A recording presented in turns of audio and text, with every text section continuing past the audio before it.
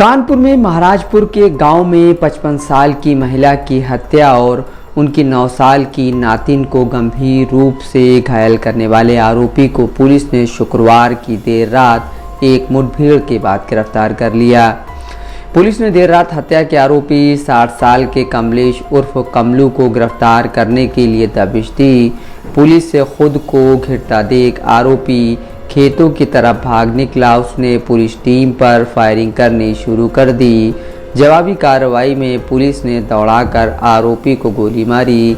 दाएं पैर में गोली लगते ही आरोपी ने सरेंडर कर दिया। पूछताछ में उसने पूरी वारदात कबूल की। आरोपी की कमलेश 9 साल की बच्ची के साथ बदनियती करने के इरादे से महिला के घर में घुसा था। बच्ची को उठाकर ले जा रहा था, तभी महिला की नींद खुल गई। इसके बाद महिला उससे भिड़ गई। कमलेश ने उससे पीछा छुड़ाने के लिए ईंट से सिर पर हमला किया और महिला की ईंट से कूचकर हत्या कर दी। यह सब देखकर बच्ची चिल्लाने लगी तो कमलेश ने उसके सिर और चेहरे पर हमला कर दिया। डीसीपी ईस्ट श्रवण कुमार सिंह ने बताया, हमने पड़ोसी कमलेश को मुठभेड़ में गिरफ्तार कर लिया है। आरोपी के दाएं पैर में गोली लगी है, उसका इलाज कराया जा रहा है। प्राइमरी इन्वेस्टिगेशन में आरोपी ने अपना जुर्म कबूल कर लिया है। ये देखिए जो मुठभेड़ हुई है उसमें कमलेश कमलू करके एक्यूज्ड है, लगभग 40 साल की उम्र है और इसमें हमारी पुलिस टीम लगी हुई थी। आज सुबह एक गंभीर घटना की सूचना प्राप्त हुई इंस्पेक्टर महाराजपुर में कि गाँव पुरवा मीर है, वहाँ पे एक महिला अपने बेड पे सो रही थी और एक बच्ची भी थी 9 साल की और उस पर हमला हुआ है और उसकी डेड बॉडी पड़ी हुई। क्योंकि घटना गंभीर थी, बच्ची को हॉस्पिटल में एडमिट कराया गया और जो हम लोगों को गांव से इनपुट मिला और जो बाकी चीज़ों के इनपुट मिला मौके से ईंट का जो टुकड़ा था जिसपे ब्लड का निशान था, तो प्राइमरी फेसी ये लगा कि घटना जो है एक लोकल की किसी न किसी की है। और फिर फाइनली गाँव के लोगों से भी कुछ सूचनाएं मिलने लगी। उसमें एक बात ये निकल करके आई कि एक गांव का जो आज जिसे मुठभेड़ हुई है, इसे एक्यूज्ड है, ये जस्ट उसका घर बगल में है और ये नशे का आदी है। रात को करीब 8 से 9 के बीच में इन्होंने नशा किया वहाँ पे, एक और दूसरे गांव का था। नशा पीने के बाद ये अपने परिवार के लोगों से लड़ने लगा।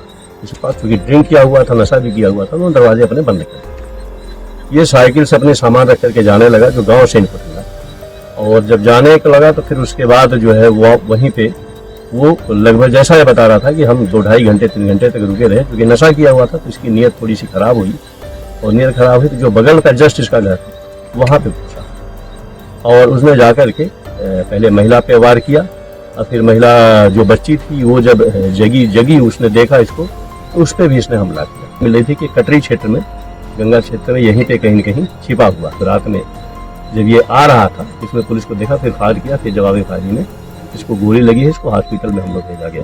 तो महत्वपूर्ण बात है, जो बच्ची है जो हॉस्पिटल में है उसके माता पिता थे वहाँ पे मौजूद, तो हमारी जब पुलिस टीम वहाँ पे उसकी फोटो को दिखाया क्या ये हुलिया का था, तो उसने देखते ही पहचान लिया।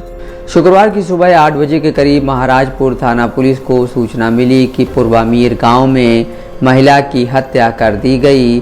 उनके साथ बच्ची सो रही थी, उस पर भी हमला किया गया। सूचना मिलते ही पुलिस मौके पर पहुंची। आला अफसरों को सूचना दी गई।